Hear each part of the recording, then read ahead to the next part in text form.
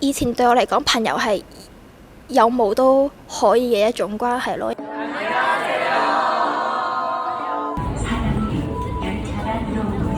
跳舞，去電視台，去港式嗰個小食，之後去過梨花大學，同埋佢夜晚咧，導師會帶領我哋去討論翻做咗啲乜嘢，同埋會俾一個主題我哋傾翻自己嘅一啲價值觀、一啲過往嘅經歷嘅時間。我係好中意呢一段時間咯，即係大家探索多啲自己，去了解多啲自己嘅組員咁樣。有個好深刻嘅位，即係我哋會多謝大家，同埋發覺到啲乜嘢嘅優點。其實係逐個逐個去多謝，令到我慢慢去打開心扉，去同人哋講。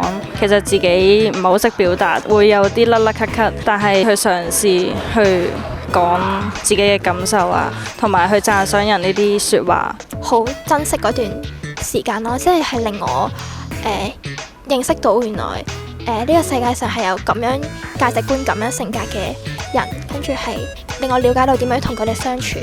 即係我之前即係見到熟人，我最希望嘅係佢哋即係唔好望我啦，變咗係即刻各行各嘅路咁樣。小學嗰陣，我想揾其他人幫，揾唔到，我就唯有靠自己。跟住呢種奮發就係慢慢冇其他人幫我，咁我冇所謂啦。克服咗個困難，最終呢，佢哋達到嗰個目標。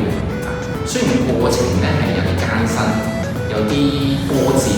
對我嚟講嘅意義係唔會解開，有一兩個之前都有少少拗撬，埋誤會啦。但係經過呢幾日大家嘅相處，感受到其實唔係單單睇人哋把口講乜嘢，係你要自己親身去體驗呢一個人係點樣嘅人。即係嗰時我哋會傾到一啲過去嘅創傷啊，或對未來嘅睇法，自己嘅性格，對一啲團裡面其他人嘅一啲睇法、一啲意見咁樣。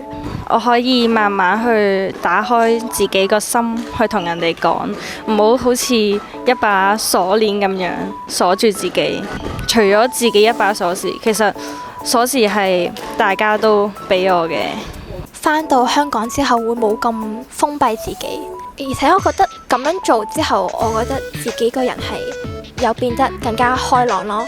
唔使將自己嘅情緒啊，或者係啲諗法特登唔同人哋講，充實翻自己嘅內心，探索多啲更加多嘅可能性。係即係希望唔係再困住喺自己原本有嘅嗰個世界，透過其他人嘅眼睛去睇呢個世界。我認為有一種幸福係愛惜自己。我認為一種幸福係每個人心裡面嘅門都可以俾一把鎖匙打開。